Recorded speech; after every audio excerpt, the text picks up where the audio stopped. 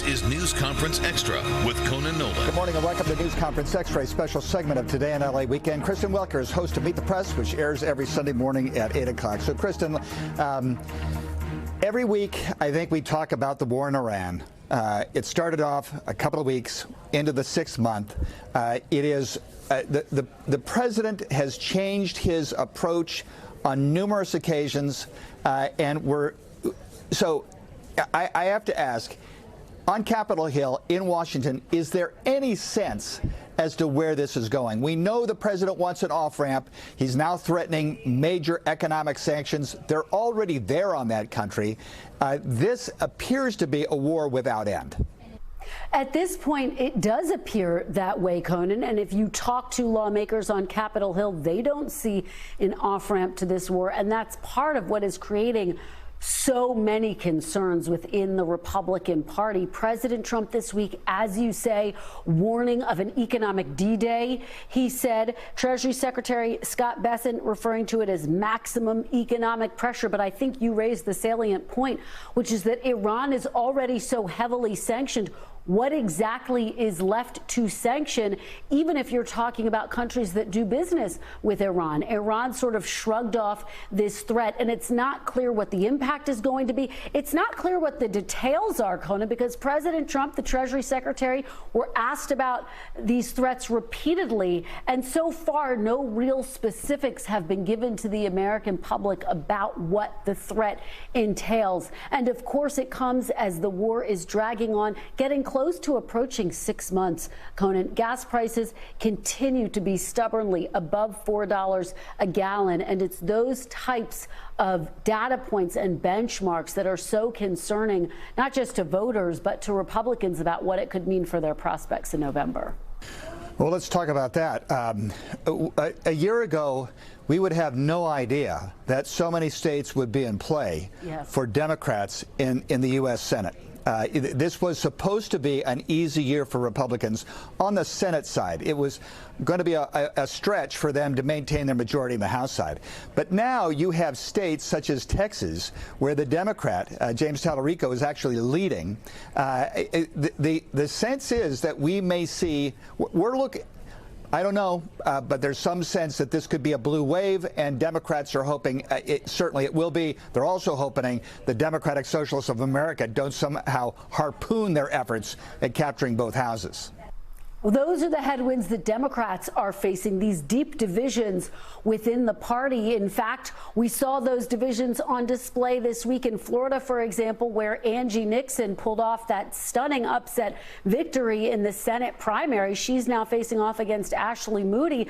Democrats really concerned about whether they have a fighting chance in that state at all. But to your point, the map just expanded potentially for Democrats this week after the Cook Political Report moved the Texas Senate seat from lean Republican to toss-up. I mean, it's just remarkable, this race between Ken Paxton and James Talarico. Texas, as you know, a Democrat hasn't won a Senate seat there since the 1980s. And then Iowa also from lean Republican to a toss-up. So Democrats thinking about where to put their resources. I think that's part of the story that we're going to watch unfold. And the question, do they now have multiple potential paths to winning back the Senate? One of the states that we are watching so closely, Michigan, of course, where you have Abdul Al-Sayed, who is a progressive Democrat, running in this purple state against Mike Rogers.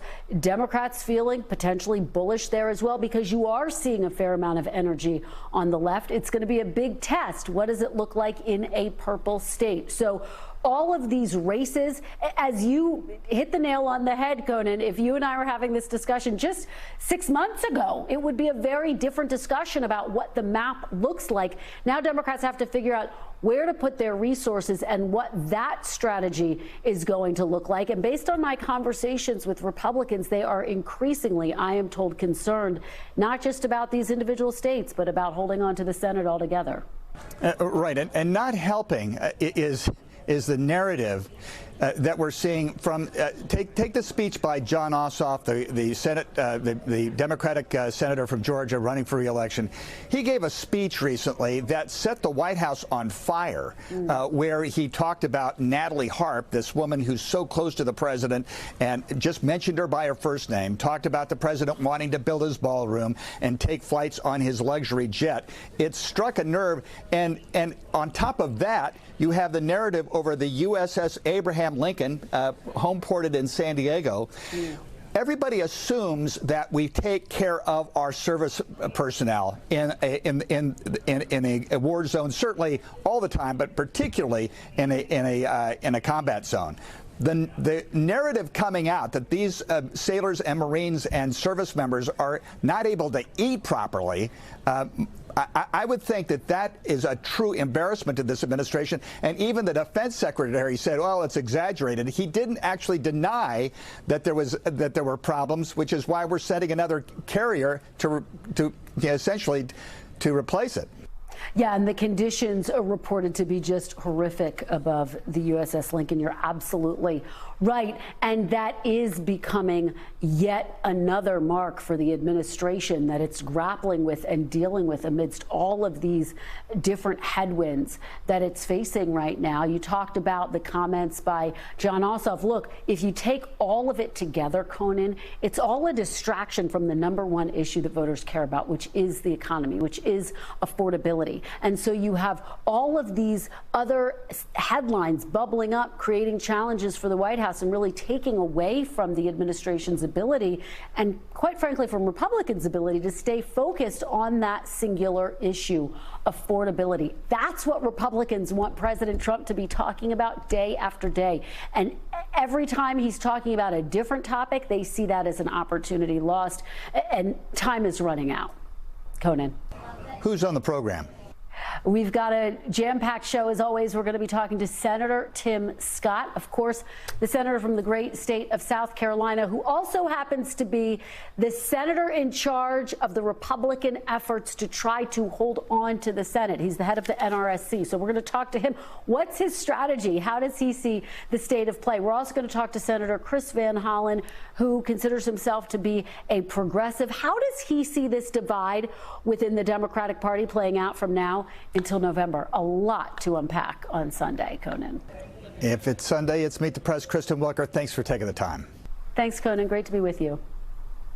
NBC4's news conference program is preempted this week by NBC Sports. We will be back with that program next week. I'm Conan Nolan. Have a great Sunday.